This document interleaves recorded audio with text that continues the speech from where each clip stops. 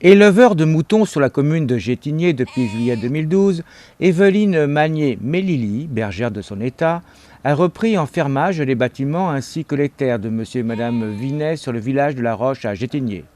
Un élevage certifié bio-écocert de moutons de sauvegarde, de Belle-Île et des Landes de Bretagne destinés à la vente directe de viande et de laine. Alors ce sont des races qui étaient en voie de disparition complète parce qu'elles n'étaient pas rentables, soit au niveau lait, soit au niveau viande. Elles n'étaient pas du tout rentables parce qu'elles sont petites. Donc un agneau, par exemple, l'âne de Bretagne, il va mettre 8, 10, voire 1 an à pousser. Donc il est limite, mais il va être poussé très lentement et c'est pas rentable du tout parce que en général, les moutons, c'est plutôt 2 agneaux à l'année. Et là, on n'en fait qu'un seul. Et en plus, un seul qui n'est pas un gros agneau. Donc au niveau viande, au niveau poids de viande, voilà, ça rapporte un peu moins. Mais par contre, au niveau qualité de viande, là, on voit toute la différence. On retrouve l'agneau qu'on avait quand on était enfant, qu'on mangeait des côtelettes d'agneau. Ah, voilà, avec un bon goût, pas de gras. Donc, voilà. Et puis moi, je trouve que personnellement, je trouvais que quand j'élevais, 5 mois, c'est un peu dur. Je préfère qu'ils, comme tous mes animaux, qu'ils vivent. Je suis éleveur pour la viande, donc ils partent en boucherie. Mais s'ils peuvent vivre le plus longtemps possible et bien dans des prairies, moi, je suis satisfaite. Voilà, ça c'est pour moi que je fais ça. Et puis la laine, donc je fais partie d'une association de sauvegarde des races Landes de Bretagne et Belle-Île. Et dans cette association, il y a une personne qui se charge de récupérer toute la laine, qui est envoyée dans la Creuse à laver, nettoyer, et ça nous revient en pelote. Et puis moi je veux démarcher les AMAP cette année. Je pense aussi actuellement, notamment dans leur viande, que ce soit du mouton ou autre, on essaie toujours d'aseptiser le maximum. Est-ce que c'est une bonne chose ? Pour moi, non. Pour moi, c'est pas bon d'aseptiser parce qu'on les rend beaucoup plus sensibles en fait à tout le parasitisme.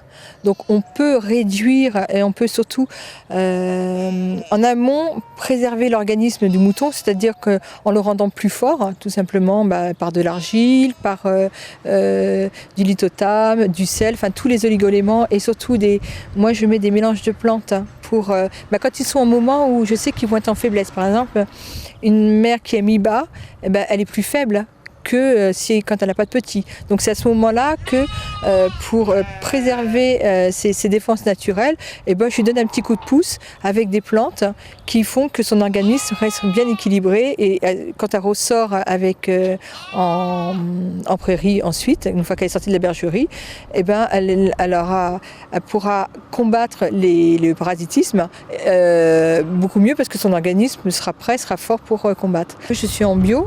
Donc j'ai un cahier des charges. Je peux faire 2 vermifuges à l'année.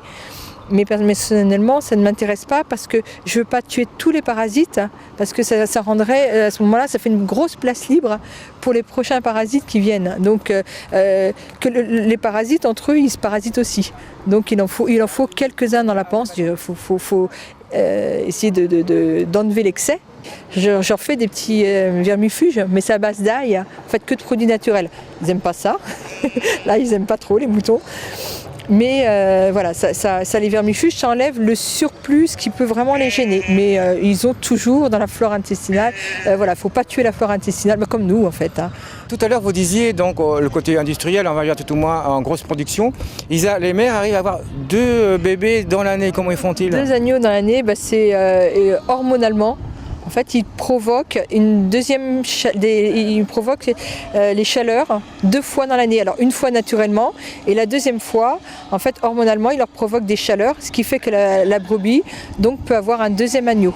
Après, c'est personnel. Moi, je pense que ça fatigue beaucoup la bête. C'est pas normal. C'est comme nous, si juste après une grossesse, on nous mettait une 2e et puis après une 3e, si on n'arrêtait pas, à un moment donné, dans notre organisme, quand on a un bébé ou quand on a un agneau, ça puise et on s'appuie dans nos ressources. Donc la mère, il faut qu'elle ait le temps au moins pendant 6 mois, de se régénérer.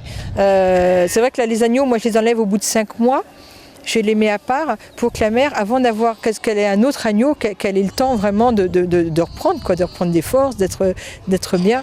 Voilà, si on a fait trop d'agneaux, c'est... Et simplement, comment font-ils pour provoquer justement ce 2e agneau ?